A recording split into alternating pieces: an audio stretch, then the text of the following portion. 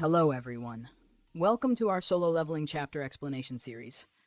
As you might already know, Season 2 of Solo Leveling is coming next year, January 2025. But if you're as impatient as me, and you probably are, that's why you're here, and you want to know what happened after Season 1, then congratulations, you've arrived at the perfect place.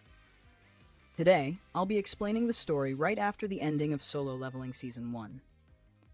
So, in the final episode of Solo Leveling Season 1, Jin-Woo finally clears his job change quest and gets the unique Necromancer class, which, because of his insane accumulated points, later upgrades to the Shadow Monarch class. And of course, as a cherry on top, he also turns the Blood Red Commander Igris into one of his Shadow Soldiers. I mean, at this point, he's not building an army, he's building a dynasty. This gives his army a huge boost. Then we get an end credit scene where we're shown an ant carcass. Rip ant bro, and boom, that's the last episode. I'm not gonna lie, I was sad, like, what am I supposed to do with my life now? Seriously, who leaves us with an ant teaser and calls it a day? Now, Season 2 kicks off with our guy, Sung Jin-Woo, sleeping peacefully in bed, looking like every Monday morning version of me. Suddenly, his phone rings, and it's his sister, Jinna. Why is she calling? Oh yeah, because today's the parent-teacher meeting day, and Jin-Woo is supposed to attend on behalf of their parents. Jin-Woo gets ready, drip check unlocked, and decides to wear some nice clothes because, you know, he's meeting Jinna's teacher. First impressions matter, even if it's a parent-teacher meeting you didn't sign up for. Before heading to school, he stops by the bank to get a new debit card and update his bank book. Here's the fun part. The cashier checks his balance and literally freezes.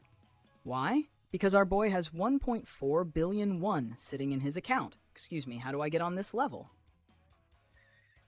If I had that much money, I'd retire instantly. Just me, anime, movies, and snacks forever. Living the dream, right?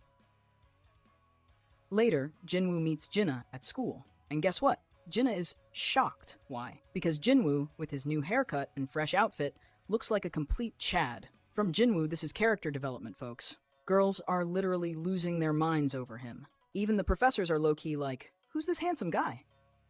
Jinna, being the typical sibling, teases him mercilessly as if he's not the coolest dude in town. When Jin-Woo meets Jinna's teacher, it turns out she's actually really nice. They talk about Jinna, how she's a model student. Of course she is. Siblings in Manhwa are always perfect, aren't they? She has good grades, wants to pursue medical college, and is basically the definition of parents' pride. Meanwhile, me? I'm the Wi-Fi goblin of the house. Comment below if you relate. The teacher then asks Jin-Woo a serious question. As a hunter, if your sister awakened abilities, would you let her become a hunter? Jin-Woo responds with a sharp protective brother mode activated. The teacher explains why she asked. Apparently, there's a student who hasn't been attending school and is trying to quit after being determined to have awakened abilities. The student, Han Song-ai, is a friend of Jinna's, and the teacher hopes Jin-Woo can convince her to return to school. Jin-Woo asks her rank, and it's the lowest, E rank. As an ex-E rank himself, he knows this life is tough, especially without expensive weapons or proper gear. Basically, it's like playing an RPG on the hardest difficulty with a wooden sword.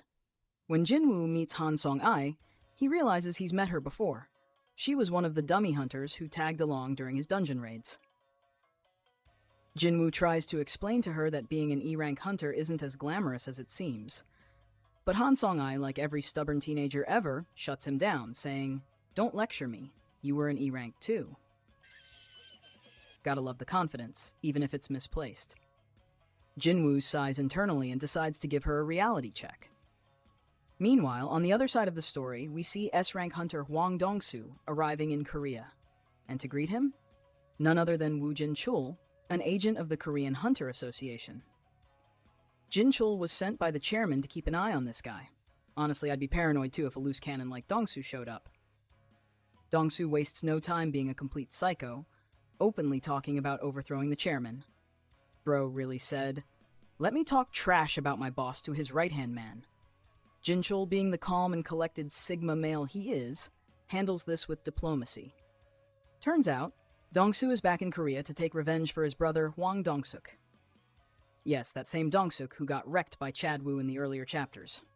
Back to Jin-woo. He meets An Sang-min, head of the White Tiger Guild's management department and deputy manager Hyun Ki-chul. Jin-woo requested to visit the training grounds for new hunters.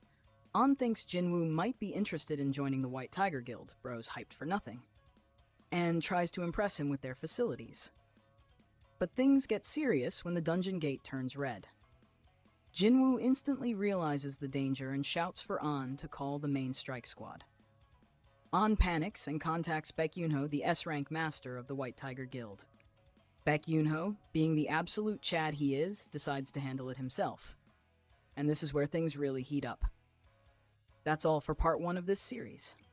Hope you all enjoyed the video. Don't forget to like and subscribe because the next part is dropping soon. Thank you all, and as always, keep leveling up.